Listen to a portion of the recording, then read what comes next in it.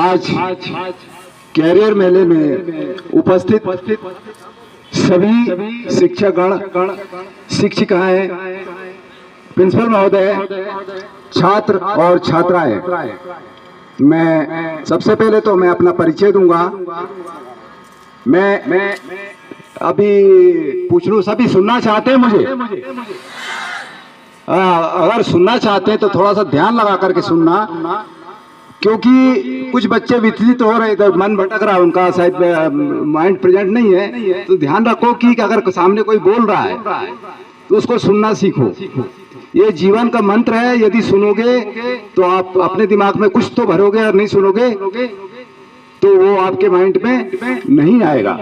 मैं अपना परिचय मैं दे रहा हूँ। सबसे पहले मैं इसी क्षेत्र से, गुग्गी चोपना नाम सुना होगा, ग्रामीण क्षेत्र का, बिल्कुल एकदम। आज तो चलो रोड बन गई, उस टाइम में जिस टाइम में पढ़ता था ना ही रोड की व्यवस्था, ना ही घर से स्कूल तक जाने की ऐसी कोई सुविधा होती थी कि हम स्कूल जाकर के और अच्छे से पढ़ाई कर सकें। आज जिस तरह का रोड और ट्रांसपोर्ट का जिस तरह की व्यवस्था बना रखी है शासन ने या प्राइवेट किसी भी आदमी ने, तो ये मान के चलो कि शिक्षा का स्तर भी बड़ा है। लेकिन शिक्षा में जिस चीज की जरूरत है वो है अनुशासन। आपको जीवन में सबसे पहले ध्यान रखना पड़ेगा कि अगर जीवन में चाहे घर या परिवार या बाहर कहीं भी जाना हो तो उस चीज को ध्यान में रखना पड़ेगा कि हम जीवन में अनुशासित कितना है। ये कैरियर सर ने बताया था, कैरियर वही है जो आप जीवन जी रहे हैं। आप जिस तरह जीना चाहते हैं, अच्छा बन करके जीना चाहते हैं, कुछ करके जीना चाहते हैं, ये आपका कैरियर है। और इस कैरियर को आपने खुद तय करना है कि मैं किस तरह का कैरियर बनाना चाहता हूं। आपको कई तरह से मार्गदर्शित किया कि बेटा ये करने से ये होता है, ये करने से ये होता है। कुछ नहीं होगा जब तक हम अपने माइंड में ये सब चीज बिठा करके नहीं रखेंगे कि हमें करना क्या है। ये चीज ध्यान रखना। और यही लाइफ है।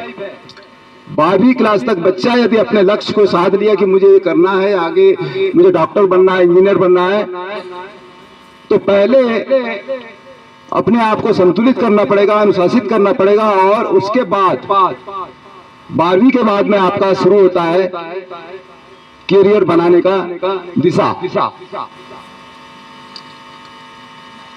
पहले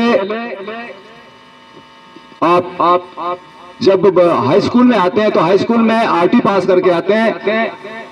8वीं के बाद 10वीं, 10वीं के बाद में 12वीं।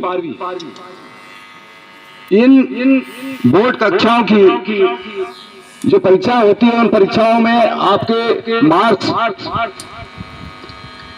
किस प्रतिशत में आपने मार्क्स अर्जित कर रखा है। अगर आपके मार्क्स अच्छे हैं तो आपके लिए सर्विस अच्छी है, और मार्क्स कमजोर है तो आपके लिए सर्विस। क्योंकि आज हिंदुस्तान में ये कोरोना और ये सब चीज को लेकर के चलते चलते, मतलब आज बेरोजगारी इतनी ज्यादा हुई कि बच्चों की संख्या पढ़ करके इतनी हो गई, और कंपटीशन दिन ब दिन टफ होते जा रहा है। और यदि कंपटीशन टफ होगा तो हमको मेहनत भी टफ करना पड़ेगा, अच्छी मेहनत करना पड़ेगा। अच्छी मेहनत करके ही हम कुछ हासिल कर सकते हैं। बशर्त यही है कि इधर उधर झांक करके, देख करके, हंस करके कुछ नहीं मिल सकता। यदि आपको डिफेंस में रुचि है तो मैं कुछ चीज बताऊंगा। डिफेंस अनुशासित संस्था है, बहुत बड़ा ऑर्गेनाइजेशन। डिफेंस जैसा अनुशासन किसी हिंदुस्तान के किसी कोने में नहीं मिलेगा जो आर्मी में है।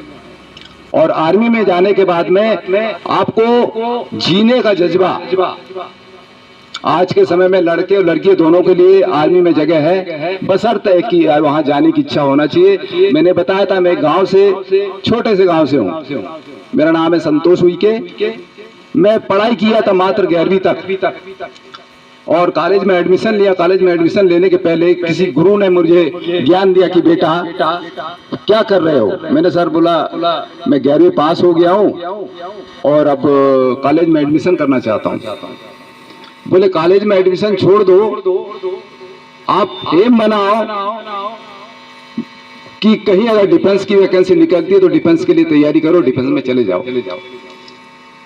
मेरा मन उसी दिन भर गया और मन में सोच लिया कि मुझे अगर जाना है तो फौज की तैयारी करना पड़ेगा। और फौज की तैयारी में बहुत अच्छे से कर पाया, इसलिए कर पाया कि मैं फिजिकली अपना, शायद स्कूलों में ये होता है खेलकूद विभाग, भैंसदेही में पढ़ता था।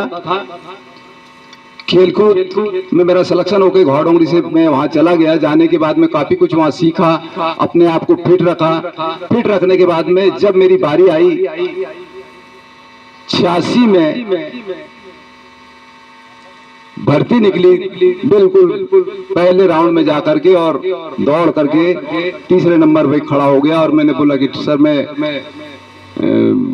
थोड़ा थक गया हूँ। कोई बात नहीं बेटा, बोले ये आर्मी की भर्ती ऐसे नहीं होती है, थक गया तो कोई बात नहीं, खड़ा रहना पड़ेगा। हम खड़े रहे। तो वही मैंने बताया कि यदि आपके अंदर कुछ करने की इच्छा है तो सुनने की क्षमता रखना पड़ेगा और सुन करके चलने की आदत डालना पड़ेगा। आप सुन करके इधर से सुन करके दूसरे कान से निकालने की आदत डालोगे तो मेरे ख्याल से आपका जीवन आपको वैसे डालेगा कि बेटा जिस टाइम जब ज्ञान मिल रहा था उस टाइम तो क्या कर रहा था, अब तो वही कर ले जो तूने उस चीज को ग्रहण नहीं किया। मैं ज्यादा तो नहीं, अगर किन्हीं बच्चों को मेरी आवश्यकता है, मेरा अपना इंस्टीट्यूट है, मेरे पास लड़के लड़कियां दोनों फिजिकली और पढ़ाई साथ करते हैं और उसके बाद में अपनी तैयारी बखूबी। मेरा स्टूडेंट अभी मेरे साथ में आया हुआ है। अभी आप लोगों को ज्यादा तो नहीं लेकिन ये अंदाजा लगा सकते हो कि मैं अपनी 22 साल सेवा करने के बाद में भी आज अपने जो सीखा है हमने खुद ने उस चीज को दूसरों को देने के लिए कि सीख ले। आप आर्मी मत जाओ, लेकिन अगर आप अनुशासित जीवन बनाओगे तो मेरे ख्याल से आप सिविल में भी रह करके या घर में भी रह करके बहुत बढ़िया काम कर सकते हो। ये मेरा तजुर्बा है। क्योंकि अगर आप सुनना नहीं सीखे हो तो घर में पिताजी बोलेगा बेटा गाय के लिए घास लेके आ जा, बच्चा बोलेगा यार कहाँ घास काटना छोड़ दो।